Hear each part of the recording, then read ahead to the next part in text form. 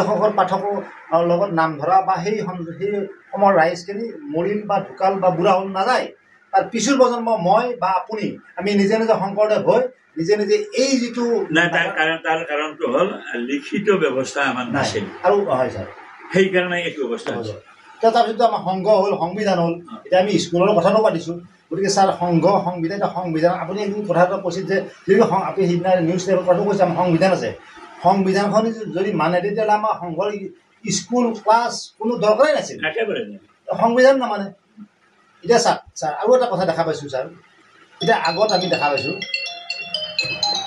আপোনালোকৰ বা আমাৰ দেউতাহঁতৰ 30 কিলোমিটাৰ খোজকাঢ়ি বিয়া কৰাব গৈছিল ধুতি পিন্ধি।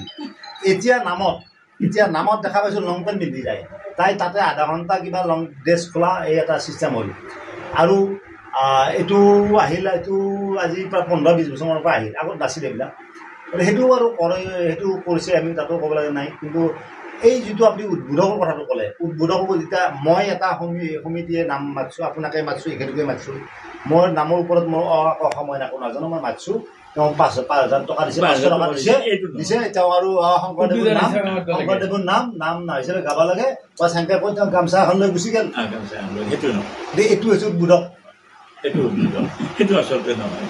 নামৰ অভিজ্ঞতা থকা মানুহ মাতি তেনেকৈ ক'ব লাগিব আৰু বাতৰি সংখ্যা বনাই লিখা হ'ব লাগিব। আৰু এই বিভৎস যোনে কৰে সদৌ অসম নাগাৰা নাম সংঘৰ পৰা তাতে আমি মানুহ নিযুক্ত কৰিব লাগিব আঞ্চলিকৰ। তোমাৰ এইখিনি জেগাত তুমি নাম কয় তাতে তুমি অলপ ৰক্ষণাবেক্ষণ দিব লাগিব। কোনে কি কৰে তাৰ অন্তত ফটো মাৰি যদি বিভৎস কিবা কাম কৰে সেই ফটো কেইটা ৰাখি থ'ব লাগিব আৰু সেইকেইটা ফটো মিডিয়াত প্ৰচাৰ কৰিব লাগিব। ভাল হ'ব। আৰু ছাৰ এটা কথা ভাবিছোঁ, আপোনাৰ তাতে অহাৰ আৰু এটা কথা হৈছে এই এতিয়া মোৰ ধুতি পিন্ধাওঁতে 12 বছৰ বেছি হৈছে।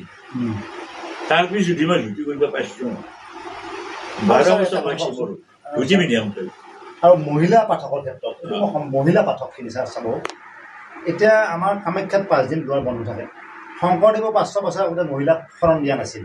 বা এই আপোনাৰ আপাৰ আছামৰ যিটো আমাৰ কি আছে এইটো অংকীয়া ভাওনাটো পুৰুষক প্ৰাধান্য দিছিল, মহিলাক প্ৰাধান্য দিছিল। গতিকে তেনেস্থলত এই মহিলাৰ যিটো আত্মাশুদ্ধি আছে নে নাই, তেওঁলোকে 30 দিনত 30খন নাম গায় আৰু যি দলত এটা দলত 14-15 গৰাকী থাকে।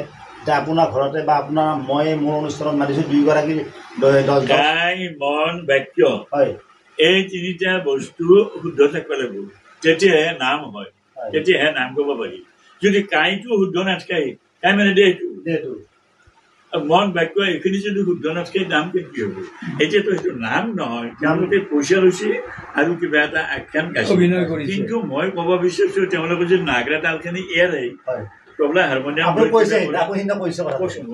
তেতিয়া আমাৰ ক'ব লগা হ'ব নাই। কিন্তু নাগৰা তালখিনি অৱমাননা কৰা হৈছে আৰু এইখিনিয়ে কিন্তু ভৱিষ্যত কিবা এটা অন্ধকাৰ গুচাব। কাৰ সংস্কৃতি গুচাব নোৱাৰে, তেওঁলোক নিজে অন্ধকাৰত কৰিব। কাৰণ এইবিলাক ভাগৱতত লিখা আছে সুন্দৰকৈ লিখা।